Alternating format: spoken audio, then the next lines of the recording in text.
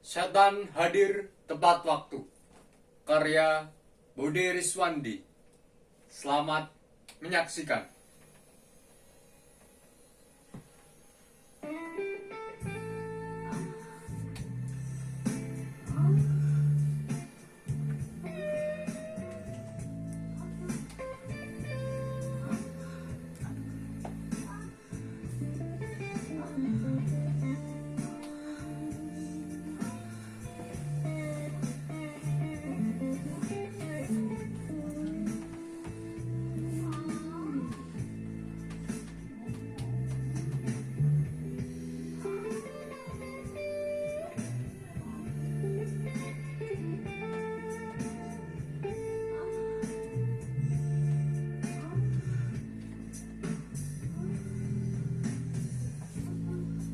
Slightly hungover,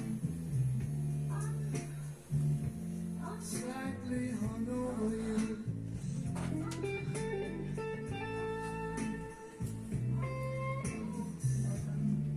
Slightly hungover, slightly hungover you.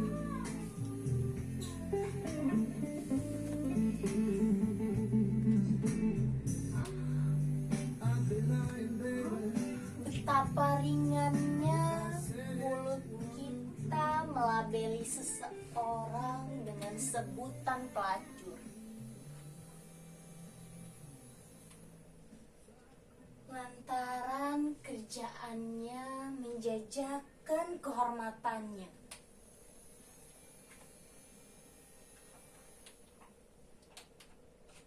Jika atas nama kehormatan yang digadaikan, apakah hal lain di luar itu bisa disebut sebagai pelacur?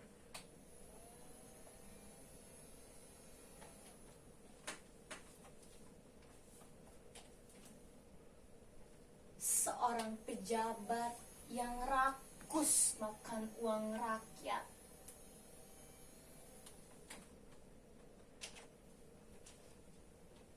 Agamawan yang menjual ayat-ayat demi kepentingan partai dan golongan.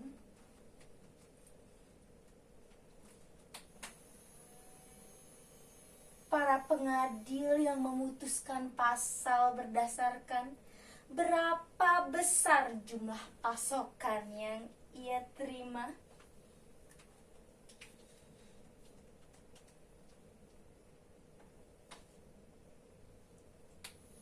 Teori-teori kaum intelektual yang tercerai-berai dari realitas kemasyarakatan, atau para seniman yang pandai menulis derita sosial, menguatkan diri pada diksi, namun kopong dalam aksi.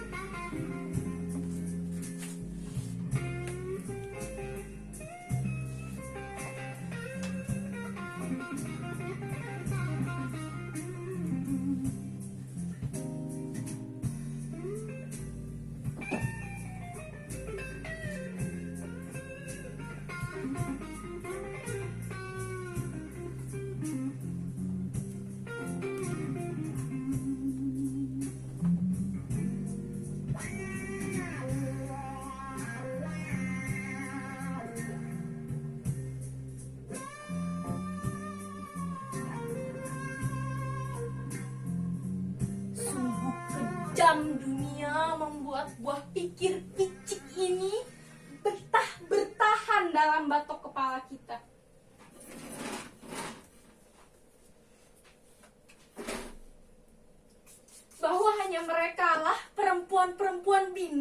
yang ada di kampus, taman kota, terminal, pub, dan rumah bordil yang layak disebut sebagai pelacur.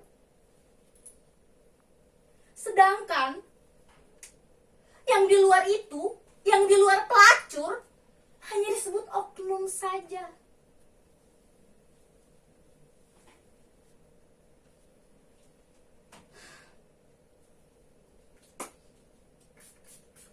Kasihan. Kasihan. Beban mereka sudah sangat berat. Jangan kalian tambah lagi karena apa yang kalian lihat dari luarnya saja. Tapi coba selami hati kecil mereka.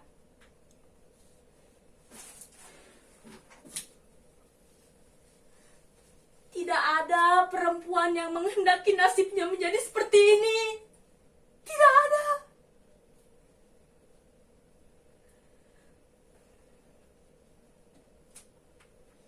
Di rumahnya, mereka hanyalah buah hati. Apa? Yang dibesarkan oleh orang tuanya dengan penuh doa dan harap.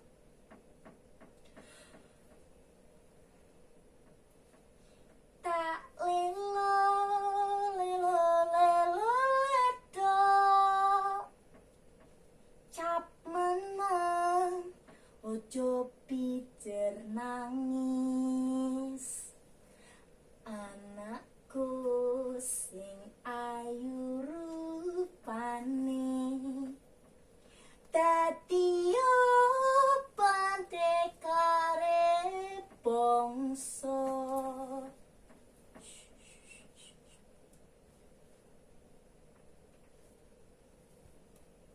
Di rumahnya, mereka hanyalah ibu dari anak-anak yang dihidupi dari hasil kerjaannya hari ini.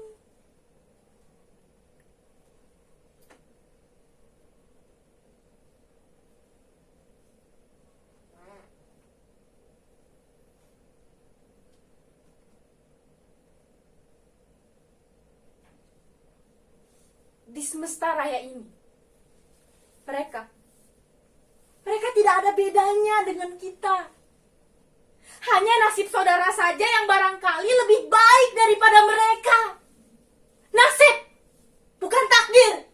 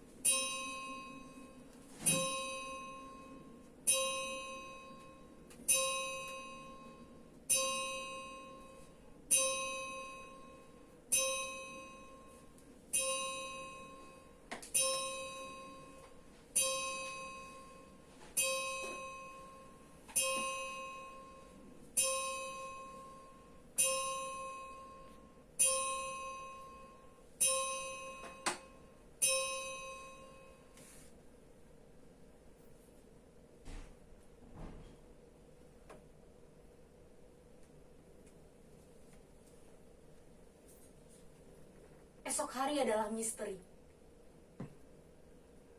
Hari ini, apa yang kita lakoni, saudara tidak akan pernah tahu apa yang akan terjadi pada diri mereka. Bisa jadi lebih buruk, atau nasib saudara yang berada di posisi mereka.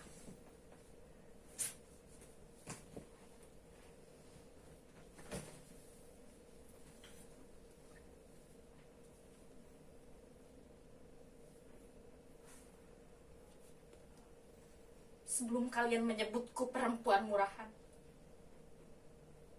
aku sudah sangat siap menerima cacian paling buruk sekalipun di luar itu. Seisi dunia sudah tahu Tidak ada alamat baik bagi perempuan seperti kami. Dan seisi dunia juga tahu bagaimana para lelaki telah menyiapkan banyak perisai untuk menutupi aibnya sendiri.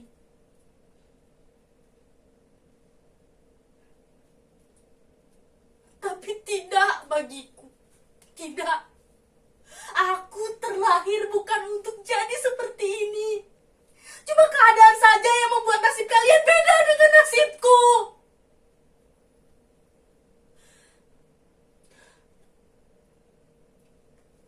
Ngomong-ngomong soal nasib, selintas aku berpikir, bila mana nasib kalian adalah nasibku, dan kenyataanku adalah kenyataan kalian. Oh, maaf pikiran lancangku. Maaf. Mending kalau ceritaku ini ada yang mau mendengar. Aku sih tidak yakin kalian sudi mendengar ceritaku ini. Begini saja. Aku tidak akan mengusik nasib kalian, tapi mumpung ada sedikit waktu, izinkan aku menyuarakan isi hati kami. Bolehlah kalian panggil kami ini cabo, pelacur, wanita tunas susila, perek, lonte, jablay, atau apalah itu terserah kalian. Tapi sebenarnya di antara kami adalah orang yang menemukan jalan buntu, yang berharap pada seseorang mengantarkannya ke jalan yang lebih baik. Tapi baju kami, kulit kami terlalu kotor untuk diraba, terlalu mahal untuk kesucian orang lain. Kami dipaksa hidup dalam bayang-bayang stigma. Kalian tahu mengapa kami seperti ini? Kalian tahu? Lantaran desakan ekonomi, lalu dengan sadar dijual oleh suaminya sendiri. Ada juga yang terusir karena zaman yang makin gila ini tidak memberikan peluang bagi perempuan tamatan SD seperti saya. Tidak sedikit juga yang terkena bualan lelaki buaya. Ujung-ujungnya dijual juga. Kalau seluruh alasan harus disebutkan, saya tidak yakin dunia akan mampu menampungnya.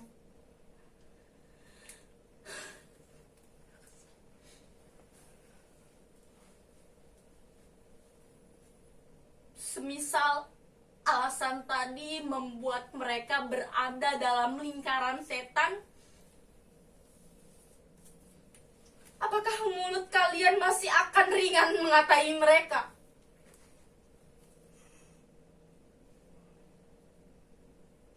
Bayangkan, bagaimana anak-anak di rumahnya bisa sekolah dari hasil beginian. Bayangkan, jika mereka kaya raya, apakah mereka masih mengambil jalan ini juga?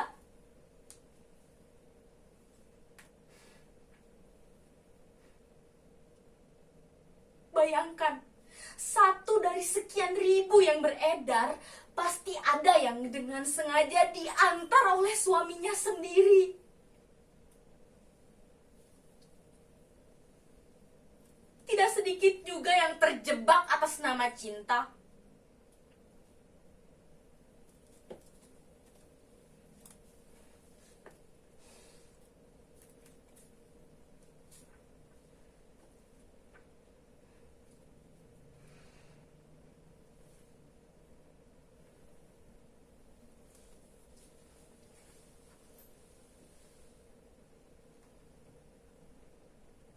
Jangan banyak ngeluh. Terlalu banyak ngeluh, kamu gak bakalan banyak duit.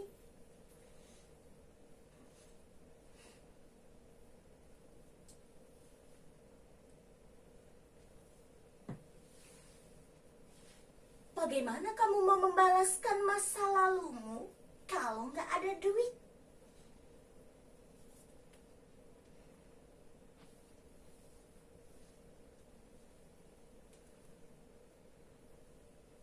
Stigma-stigma busuk pasti selesai kalau ada duit.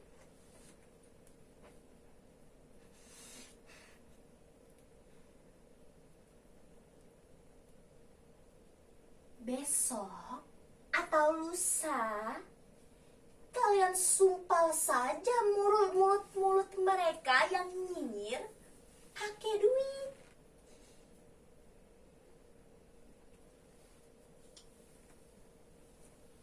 Pasti mereka lupa sendiri mana duit haram, mana duit halal.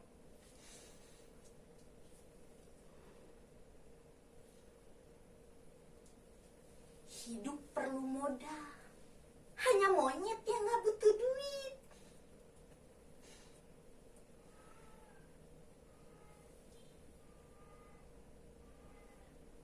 Nanti kalau kalian sudah banyak duit, bolehlah kalian insyaf dari jalan ini.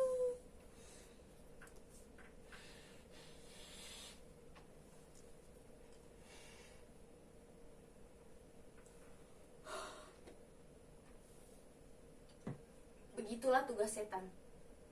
Mereka sudah tersertifikasi dengan urusan retorika. Setan ada di mana-mana, tidak hanya di dekat kita, tapi juga ada dalam tubuh kita. Setan selalu berbicara yang manis-manis, menjanjikan yang manis-manis.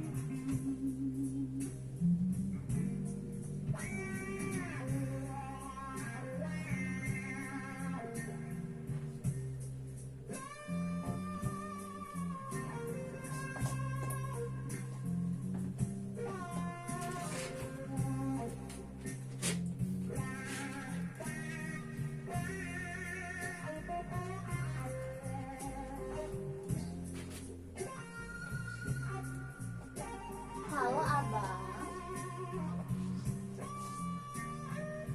Iya abang. Abang bisa aja. Apa sih yang enggak buat abang? Iya, kamar 201. Oke abang.